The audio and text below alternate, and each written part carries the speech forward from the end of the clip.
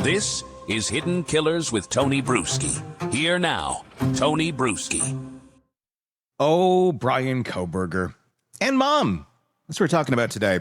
Because it's come out that there seems to be, I don't know, an unhealthy connection going on here, at least from Kohberger's standpoint. I'm not trying to criticize Mom at all, but calling your mom for many, many hours within hours after you just murdered 4 people, I think it might say something.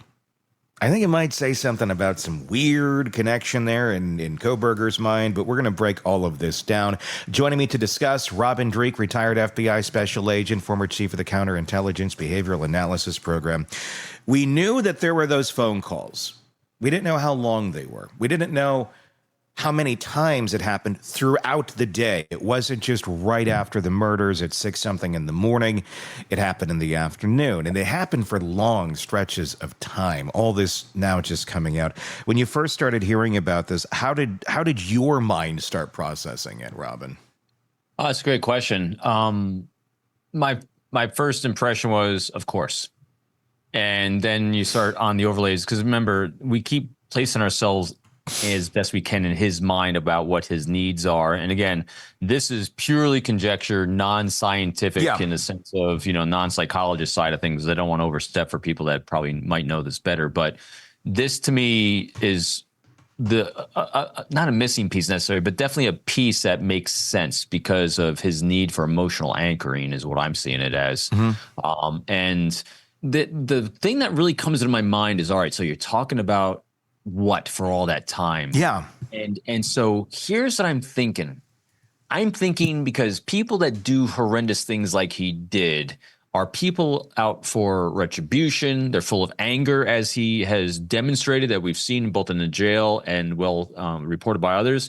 And so you wonder what he's doing for all that time. I think he's doing nothing but bitching, moaning, and complaining about how he's a victim to his mother, and his mother is validating the living hell out of him. I talking about reps. I think she has reps of listening to crazy for a lot of years. And does she see it as crazy? I mean, this is her son. This is little Bryan. Obviously they know, or they seem to know that Bryan's a little different. They've spoken to that. The father has talked about that, has talked about trying to get him to be friends with a neighbor when he drops him off in Washington, and like, hey, he's a little shy, a little different, take him, be friends. So they know that about their son at least, but when you're that close all the time, and I'm assuming that, talking for 3 hours a day, maybe not be that huge of a deviation in the life of Bryan Kohberger, just my conjecture. But if you're around it that much, do you think anything stood out in that call? Do you think there was anything odd to her that morning when she gets a call from Bryan? And I know there's a big thing about the timestamps on this, 6:17 a.m. And everyone's like, well, it's a time difference. Yeah, there is a time difference. So it wasn't necessarily, from what I understand, 6:17 a.m. in Pennsylvania. It was 6:17 a.m. in Washington. So that would make it, what time would that make it in on the East Coast? That would make it later. Probably 2 hours. Yeah. Probably about 2 hours. 2 or 3 hours. Anyway, it's early in the morning, and it's long calls. What do you think was, what do you think Bryan was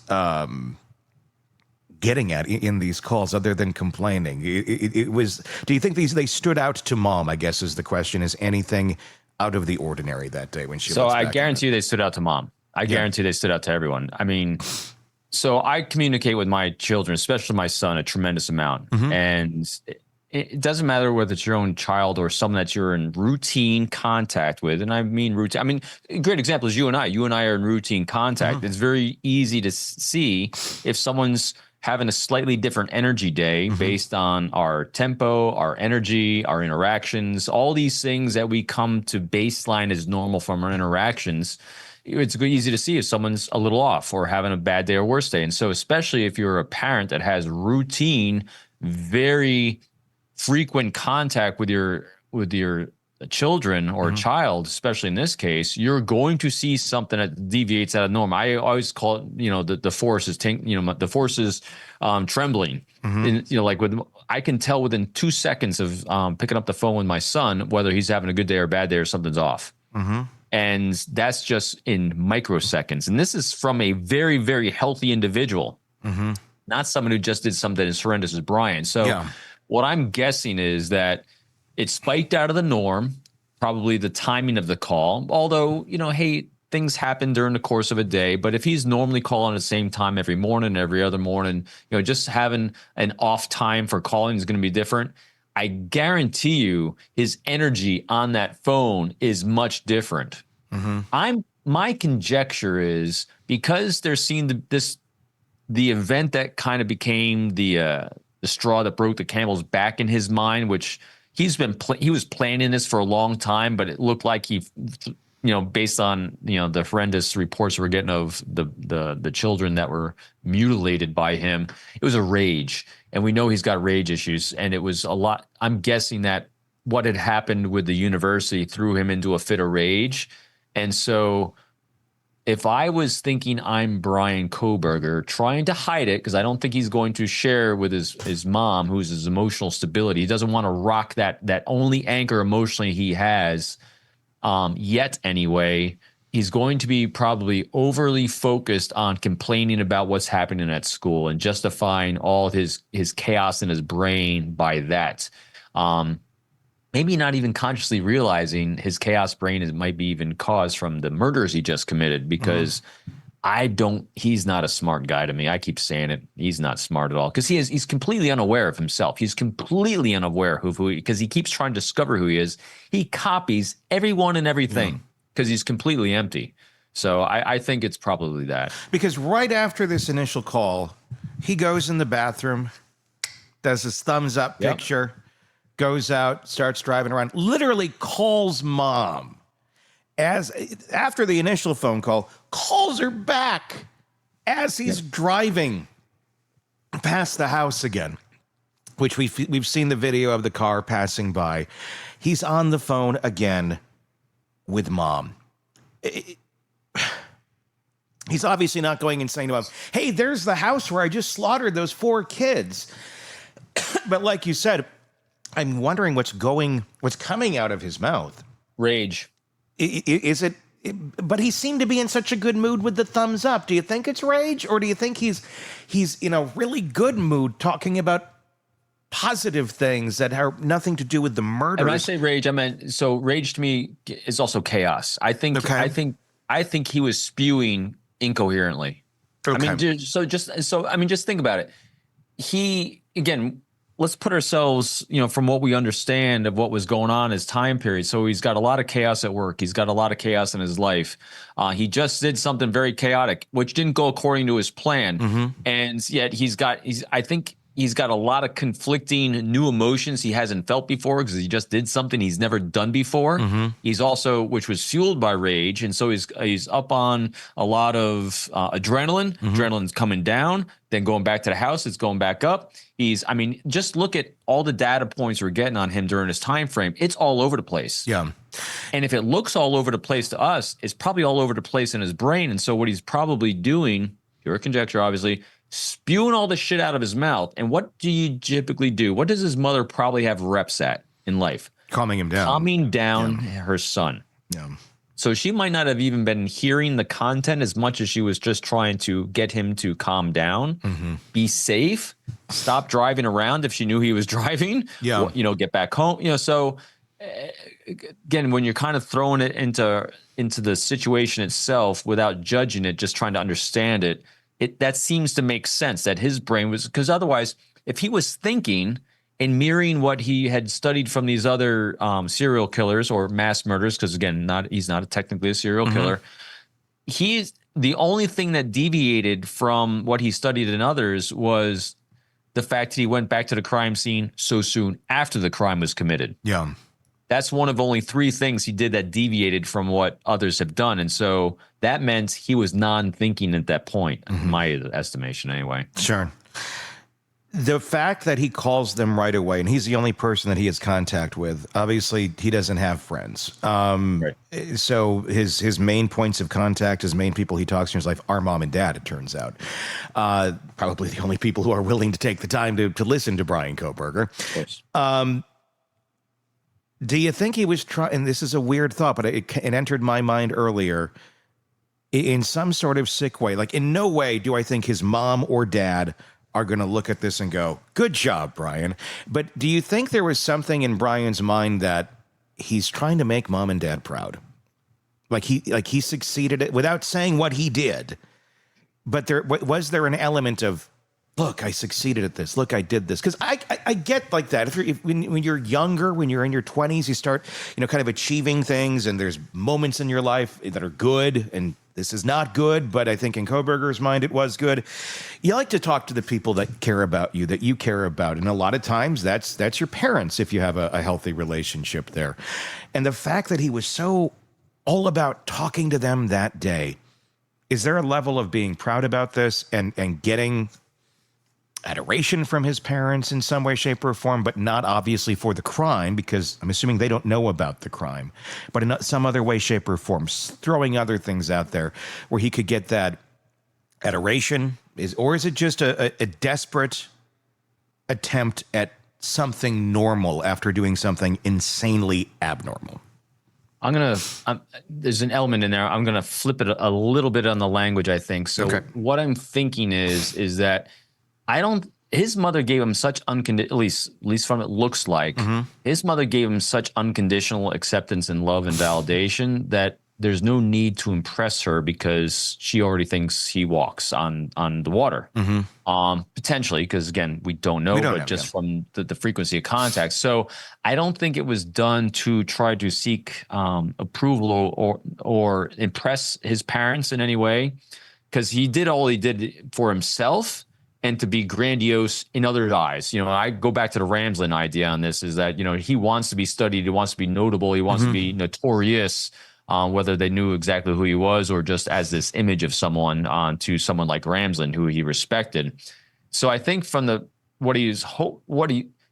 unrealistic hope that I think people have in situations like this, without saying, hey, look what I did, because that's not right, he can't do that, is that because of the amount of bitching, moaning, and complaining he was doing, he's seeking to hear his mother help him rationalize that, oh, well, it would make sense, listen to all this, that these people would deserve to die. So I think he's hoping to hear someone, the only person that understands and accepts him non-judgmentally, help him rationalize the horrendous things he just did without him having to ask for it. Yeah. So he's hoping. I'm like, why keep calling otherwise? Besides venting, you see this in people in our lives. So we want people to rationalize our behavior for us so we can accept it. So they accept us. I mean, as much as cold and callous as Kohberger is, it feels like mom and dad are the security blanket in some way, shape, or form to him. And just the familiarity of speaking to them in his chaotic mind, maybe that presents some sort of calm or peace. It's routine. Routine makes us safe. Especially, my wife's a teacher and they just went back to school, and some of the things and your daughter too just went back. Yeah. And at every age, but especially at a younger age, or especially if our minds are not developing as fast as the people around us, and I think Kohberger is part of this, is that one of the things that helps us feel safe is routine. And part of that routine is a call home. It's why he kept doing it in jail. It's why people, I've watched a lot of these videos of people that are former prisoners, former inmates, things that make people and inmates feel safe in jail is the daily routine. You start screwing with a routine, man, and people go bonkers on you. Yeah. Because routine helps us feel safe. And so I think part of his routine was not just the unconditional validation he's getting from his mother, but the routine of talking to his mother. I mean, my kids do it with me too. I mean, the routine of texting, my kids, of when and how, and, it allows us both to feel safe and comfortable. So I think that's part of what he was looking for. The verbiage that Kohberger used when talking about his parents is rather interesting. Mother, father. Very, very formal. Some may say Norman Batesy. That's what I got out of it right away. But that's how they were labeled in his phone: mother, father, and then a text to his dad. Why? And I'm just paraphrasing. I don't have the exact text in front of me, but it's something to the effect of, "Father, why is mother not answering the phone?" There's a lot to unpack. I mean, me and my daughter joke like that. Like, I'll pick her up from school, like, "Hello, daughter. Hello, father. How was your day?" And but it's in jest. Very Wednesday Addams. Yes, we're making fun of it's satire of anyone who would talk like that. But this is real. This is how he communicates. This is how he refers to them. Your thoughts on that, oh behavioral genius? Empty shell. Yeah. When you're an empty shell without emotion and without empathy, you resolve to the labels and meanings that are descriptive. Yeah. That's it. And it's remember, there's when thinking of Kohberger, so many times people are really overthinking this guy. He is so completely empty. Yeah. That's why I was talking about this the other day. I think it was probably with you. So all we do is talk about this guy. He is so devoid of absolutely everything that there's nothing there but what society puts into it, or what he's choosing for society that he takes from it. And so a label of mother and father, well, that's the label. That's what they are. They're mother and father. So I'm going to call them mother and father, unless I'm trying to mimic and mirror something else that's more appropriate in the situation. Because we've seen and heard from other people, at times he can be very charming. Well, that was a script he rehearsed in that time period. If you catch him off guard in a situation that he doesn't have a script for, that he hasn't studied someone for, he has no idea what to do. This is why he sucked so bad at destroying 4 lives, because he couldn't think. Yeah, went off script. Mimicking. Yeah. He's mimicking in a stovepipe like this. What do you make of Christmas? He's back home. Obviously, they don't know that it's him yet. And his phone records show what we do know, because he obviously deleted a lot of stuff. But what he didn't delete was that search history on Christmas Day, and he's looking at more than 20 serial killers. Merry Christmas. That's his activity on Christmas Day, researching serial killers. Now, I can't say that's something I wouldn't do if I'm bored and I'm getting ready for the show, but he just killed 4 people, and it's Christmas Day, and he's researching 20 serial killers. What's he searching for? I don't think the date matters to him. Yeah. For one thing, Christmas, it's just another day. Yeah. No, so I don't think it's tied to anything. I think it's probably tied into when the house is quiet, no one's around, because it's Christmas. Maybe everyone's sleeping late, but him. Yeah. So I think it's just a convenient time. I don't think it regards Christmas at all as an event in his life. Researching all these other people, though, that was interesting. I took a deeper dive on a few of them that he was looking at, because I just think he's studying more. It's literally came down all right. I got away with this one. I got to do a deeper dive. I think he's just constantly taking in data for trying to do something better. It's like, I'm thinking what I learned from Ramsland was good, but I think I can do better. Let me expand my network of individuals I'm researching to kind of look at nooks and crannies. What did I miss? What could I do better next time? Because remember, he's only a mass murderer, but not everyone, most of our conjecture is that it was going to happen again. And so he's researching. Why wouldn't he do it again? So and he hadn't been caught yet. Yeah, I mean, it had been weeks. I wonder if he thought he was getting away with it. I mean, what do you think? Or he had loose ends of what he needed to take care of, like knives or blood or clothes, or there's things that he was ruminating on in his head doing an after action report that he didn't know what to do. And so in order to figure out what to do, is he doesn't innovate anything on his own. He looks it up in someone else. And so my theory is there's loose ends that he thinks he could have done better. So what am I doing? I'm going to research other people, not me. I'm going to research other people and see what they did. The people he was researching, and I don't know if you know the answer to this. I think you looked into it more than I did. The people, the serial killers, the mass murderers that he was looking up, I'm wondering how long they evaded capture. And I'm wondering if at that moment in time, he had a feeling the walls were closing in. Because by this moment, they're looking for the car. They're looking for he knows that they're onto his car.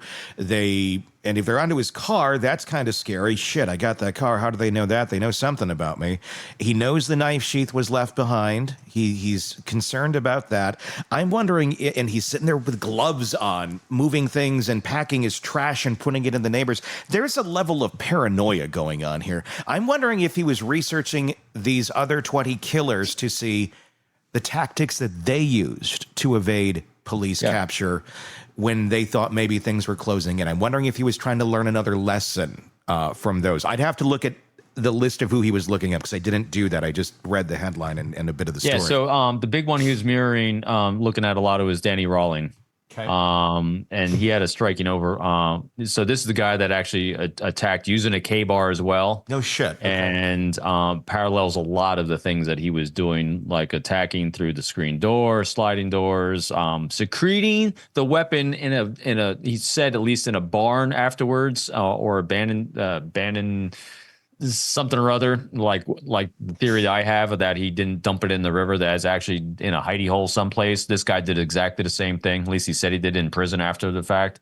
And so the MO of this guy Rawlings seems to fit. And it does not look like, I don't think he studied Rawling under Ramsland either. So that's why he's a conglomeration of a lot of, like we all are, we learn a lot of lessons from a lot of people and then we make it our own and innovate ourselves. But that's not what Kohberger did. He definitely, or BK, so we don't give him a name. Yeah.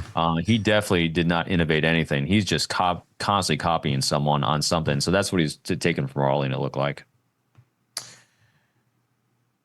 He was arrested 11 days after his murder. Rawling was. This happened in 1990. But I thought he had a series of them that he got away with for a number of years first. From his last murder, you're right. Right. To the arrest, you're right.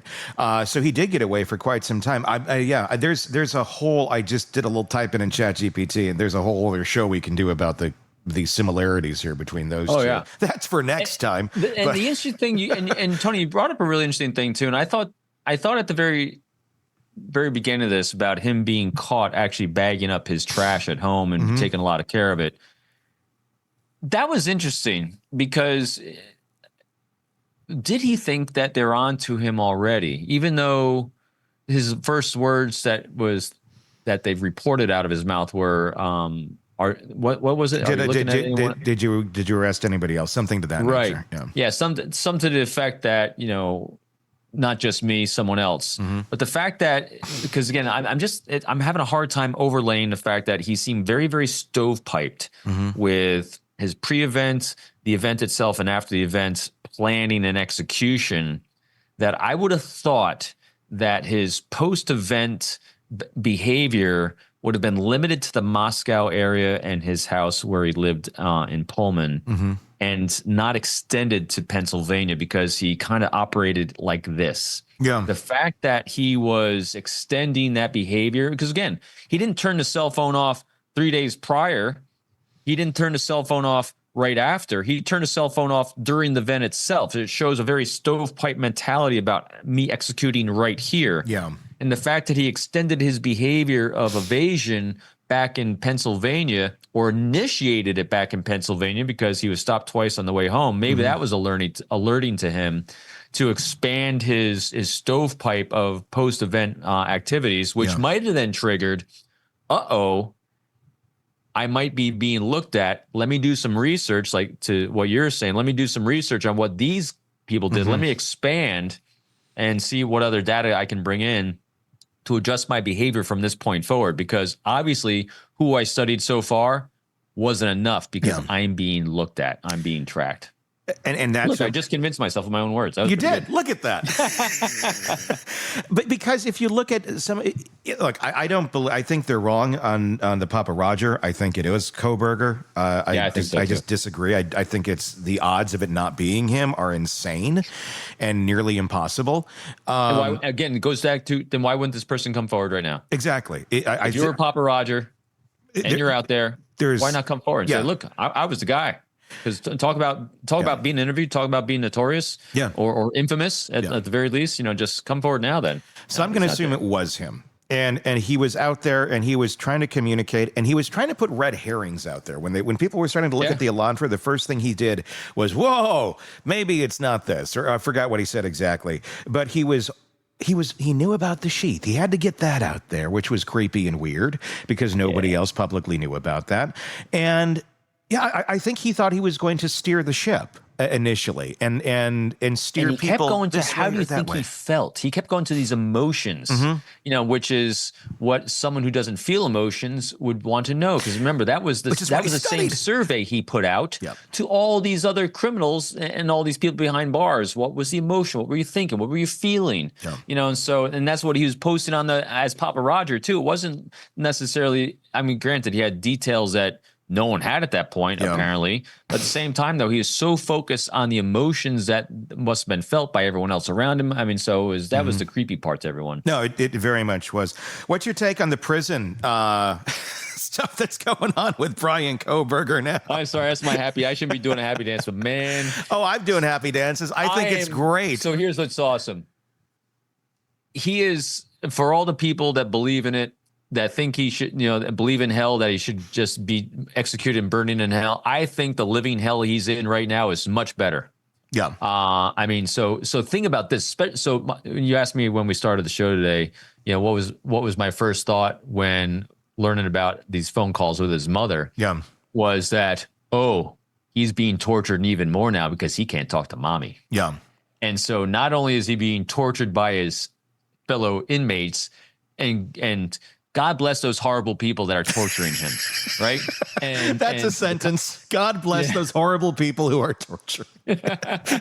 But he can't even talk to his mother. I mean, can you imagine? It's the only emotional anchor that was probably anchoring that broken, friggin' horrendous brain of his was his mother. It's gone out the window, and these people surrounding him in prison are cascading it on top of him. Yeah. And he's making it worse by complaining. Oh, it's great. It's just, this is the best thing ever. I know. The conclaves have got to be like just pumping fists right now saying, pour it on, man, pour it on, man. Yeah. I mean, it's the staff, from what we understood, from what's been reported, they were kind of taken aback by this, that suddenly, like, this was coordinated efforts to torture him specifically. People come and go from these areas all the time, and they don't get this sort of attention like this. But when Kohberger came in, they knew who they were getting. I'm guessing many of them listened to these shows and had an idea that he's coming in. I'm guessing canteens are being filled, right? Can you imagine? I'm so seriously. I mean, I love, kind of thinking about all these different individuals that are involved in this, not just from our optic, but so now let's place ourselves in that prison, that you are one of those people that are in isolation. A lot of those people, from what I understand, are on death row. When was the last time you think anyone in the entire world, one, knew their name, which we don't know, but cheered for them, celebrated their actions because of what they did? Yeah. And now they are, because of what they're doing to this person that's even worse than them. So in other words, they're having potentially in their own mind the ability to make amends and right their own wrongs by tormenting this guy because he's worse than us, according to everyone else in the world. It's kind of one of those things where it's like, well, at least you did something good in your life. There you go. Yeah, I mean, it's not redemption for whatever horrible crimes that got them there, but at least something good is happening out of this. I wouldn't cheer for torturing anyone for the most part, but Kohberger, I'm good with it. I think I don't know that there's any other way to get through to this man, and I don't know that you're ever going to get through to him. Is this something? Is he ever going to get out of solitary confinement? Is this, I mean, I don't think he won't survive. I mean, the whole thing is, I hope so. I do too. But I'm like, is this one of those where it's like, you just really can't, because you look at the track record of all these other high profile ones, they're dead in days in a lot of cases. Yeah, they can. And at a certain point too, they got to make sure that they might have to put a suicide vest on him. Yeah. He's gonna, if his brain hasn't broken already from this, he is not only isolation, but it's not physical isolation, because he's in physical isolation, but not because he's surrounded so closely. Because they said he's not in isolation as punishment, which is more severe than what he's in. He's in isolation for safety, and so he is surrounded by other people, just separated by a wall and just they can hear through vents, obviously. But the other thing that I thought of when learning about this connection to his mother, I said, oh, that's good. Because that means he does require a human connection to at least one person that has completely been severed. Yeah. Which is even more torturous for him. And he's so obsessed, like you were saying earlier, with how does this make one feel, with the thinking. Well, he couldn't really manage normal thinking in the free world. Now he's taking on something most of us never are going to be able to comprehend, being in that sort of isolation. In a cell, 23 hours a day, every day of your life. Now that's going to be a lesson right there in mental competency and staying sane. So he gets another little lesson there, I guess, in something. I don't think he's gonna. I have a hard time imagining him being able to adjust. And it's not because our brains, the neuroplasticity of our brains, we can adjust to a lot of things to start establishing new routines. Because again, it's routine that allows us to feel safe and start moving forward. But if the other inmates are not allowing him to fall into routine because of them keeping him awake, or even just inconsistent with a sleep pattern, it doesn't even have to be 24/7. It just has to be so disruptive to a normal routine that it keeps him on edge all the time. Psychologically, everyone will break, especially him, because he's just got a big broken brain. Again, I don't know the impact on a pre-broken brain to break it even more, but it's something. It's a hard time not imagining him just turn into a vegetable. What if the opposite happens here? What if he comes out of this like a normal person? Like somehow solitary turned him normal. It's like he comes out, hey, everybody, how's it going? It's like being kicked by a mule in the head one day, and then the next day it makes you better. No. Exactly. I don't think that's going to happen, but wouldn't that be insane? I don't think it's going to happen. I think so. Playing this tape forward, if at some point one day down the road someone has the ability to interview him for a study, for whatever they're going to do, for a book or something, I think they're going to bring him up. Did you ever watch The Green Mile? Yeah, probably long time ago. And remember when the first time they brought Billy in? It's been 20 years. Yeah, so they brought this one inmate in who was pretending to be all drugged up on dope, to keep him sedated. And they're bringing him on the Green Mile for the first time. Actually, he actually played one of the roles opposite of Billy, but in White Lotus we were talking about Goggins, beforehand. So he played opposite of Goggins in the latest series of White Lotus. Anyway, so this character comes in, is completely drooling. He looks all doped up, and he's just shuffling his feet. That's what I imagine Kohberger is going to look like the first time he's being interviewed by someone trying to do a study on him, because his brain is going to be so broken, there's just nothing but drool coming out of him. Can't learn much then. Nope. That's sort of. And I'm going so dark and horrible on this one. I apologize, but I'm just like, I don't celebrate anyone ever. I've never done this. I've never celebrated or thought positively about someone being in such discomfort except this guy. No, I really am not. While they were alive. After Dahmer, I was like, well, he had that coming. This one's still in process. Think about people like that. It's like we've looked at Dennis Rader, Dahmer, all these other people. And all of them had interesting points about them. It was like, wow, but they're actually kind of charismatic here. That's interesting. How did they do that? Other people became much more interesting because there's a lot of depth to them in different areas. Not positive depth, but just elements of them that made them a little more interesting to look at. This is the most abhorrent individual I've ever seen in my life. He really is. He's just a copy and paste of other people's shit. Yeah, and it's the worst of the shit. Yeah, and that's all it is. Beyond the copy and paste, he's a shell. And that's why there's I don't think there's a lot to study here, other than he just copy and pasted a bunch of stuff, and this is what you got.